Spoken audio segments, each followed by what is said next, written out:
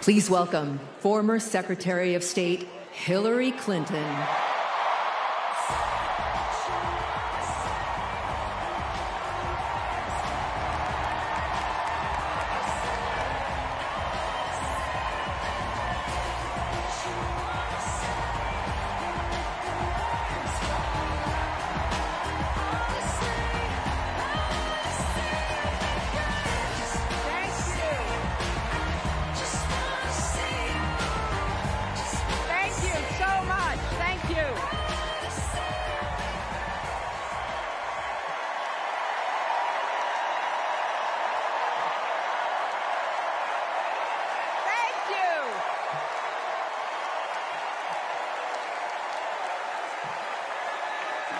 Thank you all so much.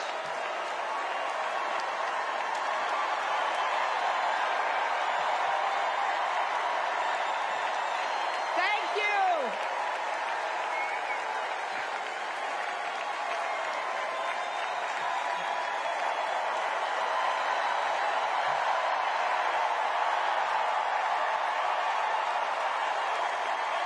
Thank you, my fellow Democrats. Thank you, my fellow Americans.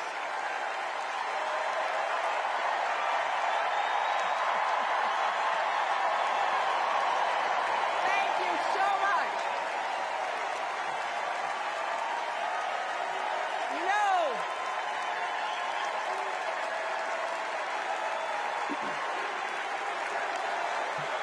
Thank you all.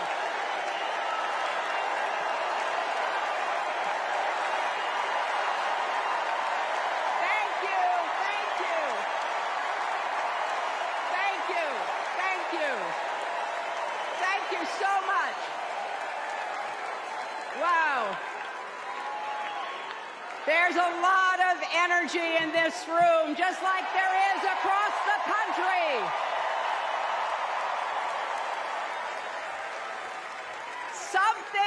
Something is happening in America.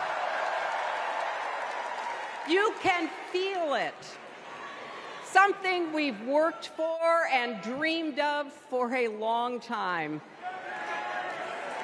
First, though, let's salute President Biden.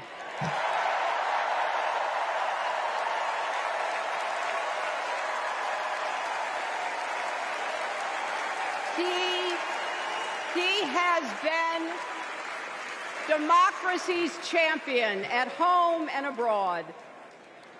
He brought dignity, decency, and competence back to the White House. And he showed what it means to be a true patriot. Thank you, Joe Biden, for your lifetime of service and leadership.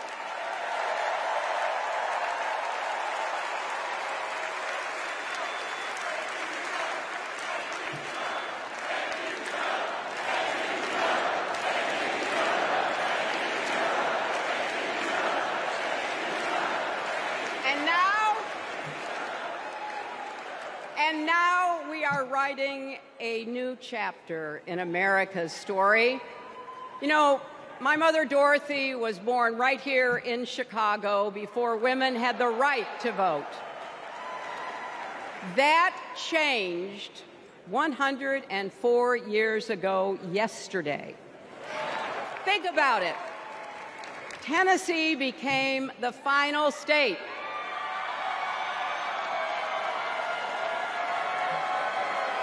to ratify the 19th Amendment to the Constitution. The state legislature was deadlocked until one lawmaker's mother, a widow who read 3 newspapers a day, sent a letter to her son. "No more delays," she wrote.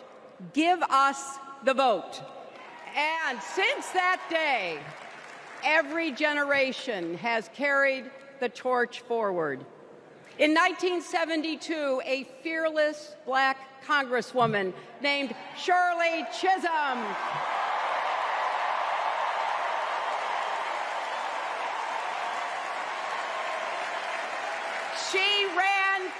president. And her determination let me and millions of others dream bigger, not just because of who she was, but because of who she fought for. Working parents, poor children, the last, the least, and the lost. In 1984, I brought my daughter to see Geraldine Ferraro, the first woman nominated for vice president. If we can do this, Jerry said, we can do anything. And then there was 2016, when it was the honor of my life to accept our party's nomination for president.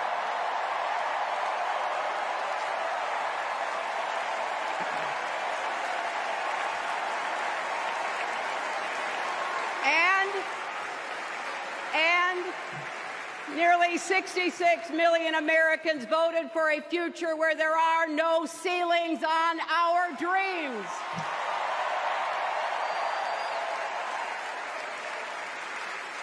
And afterwards, we refused to give up on America. Millions marched, many ran for office.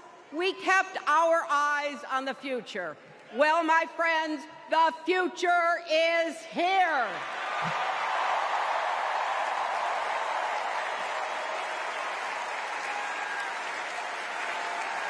I wish my mother and Kamala's mother could see us.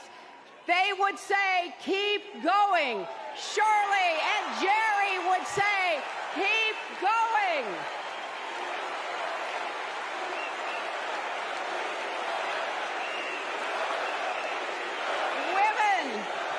Women fighting for reproductive health care are saying, keep going. Families building better lives. Parents stretching to afford child care, young people struggling to pay their rent. They're all asking us to keep going. So, with faith in each other and joy in our hearts, let's send Kamala Harris and Tim Walz to the White House.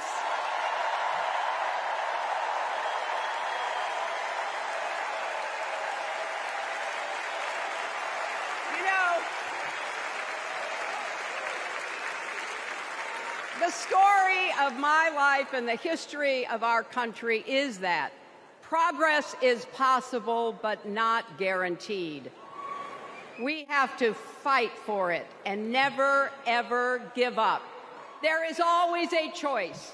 Do we push forward or pull back? Come together as we the people, or split into us versus them? That's the choice we face in this election. Kamala has the character, experience, and vision to lead us forward.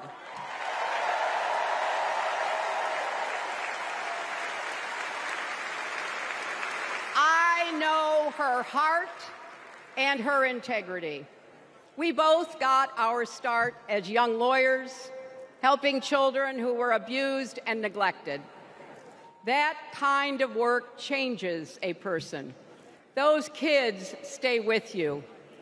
Kamala carries with her the hopes of every child she protected, every family she helped, every community she served.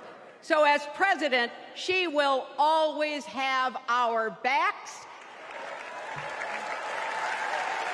and she will be a fighter for us. She will fight to lower costs for hardworking families, open the doors wide for good-paying jobs, and yes, she will restore abortion rights nationwide.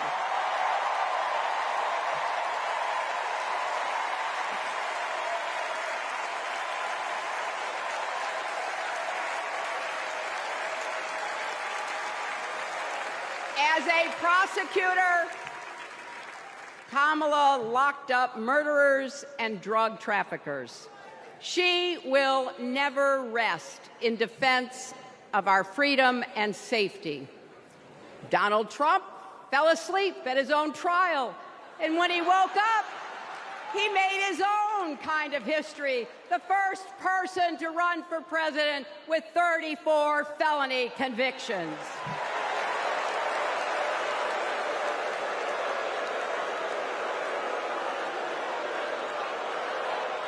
As Vice President, Kamala sat in the Situation Room.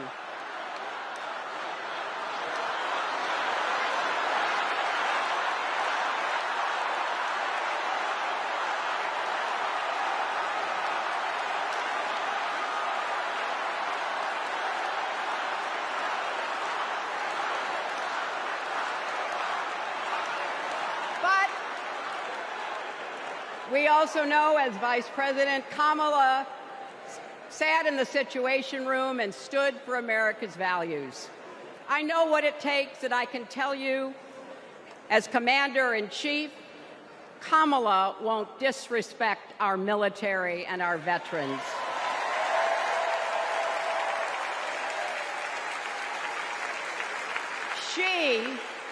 She reveres our Medal of Honor recipients. She won't be sending love letters to dictators. She will defend democracy and our Constitution and will protect America from enemies, foreign and domestic.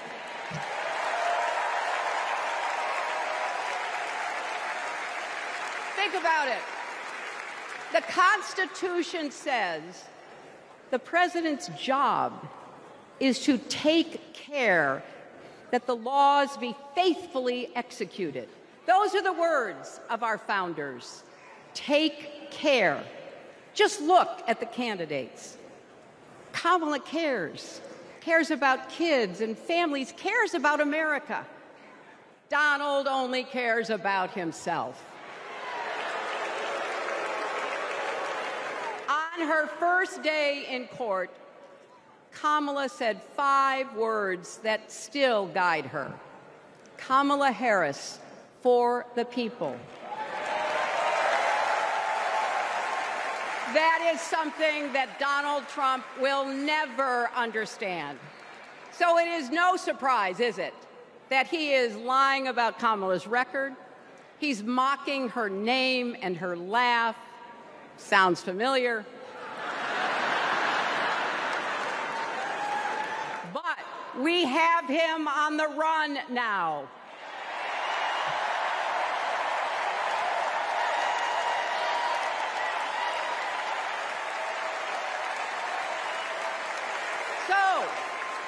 So, no matter what the polls say, we can't let up. We can't get driven down crazy conspiracy rabbit holes. We have to fight for the truth. We have to fight for Kamala as she will fight for us. Because you know what? It still takes a village to raise a family, heal a country, and win a campaign.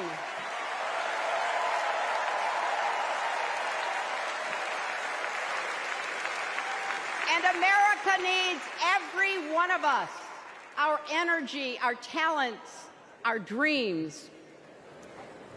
We're not just electing a president, we're uplifting our nation.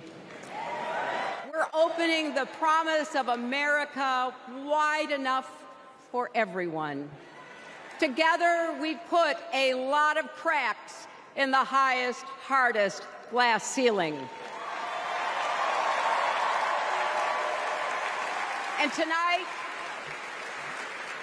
so close to breaking through once and for all, I want to tell you what I see through all those cracks and why it matters for each and every one of us. What do I see? I see freedom. I see the freedom to make our own decisions about our health, our lives, our loves, our families.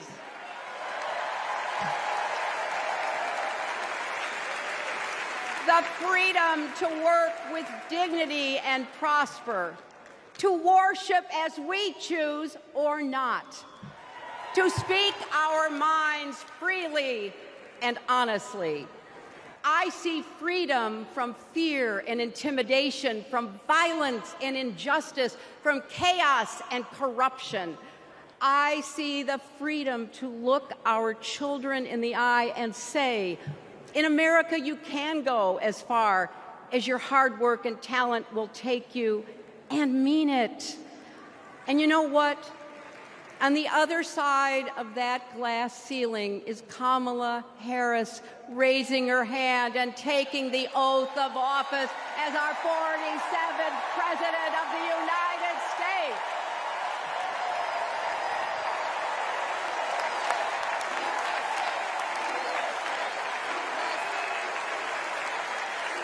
Because, my friends, when a barrier falls for one of us, it falls. It falls and clears the way for all of us. So for the next 78 days, we need to work harder than we ever have. We need to beat back the dangers that Trump and his allies pose to the rule of law and our way of life. Don't get distracted or complacent. Talk to your friends and neighbors. Volunteer. Be proud champions for the truth and for the country that we all love.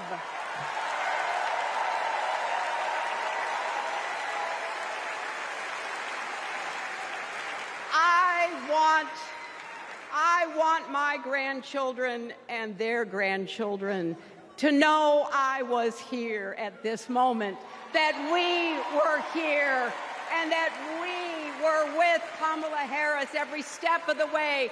This is our time, America. This is when we stand up. This is when we break through. The future is here. It's in our grasp.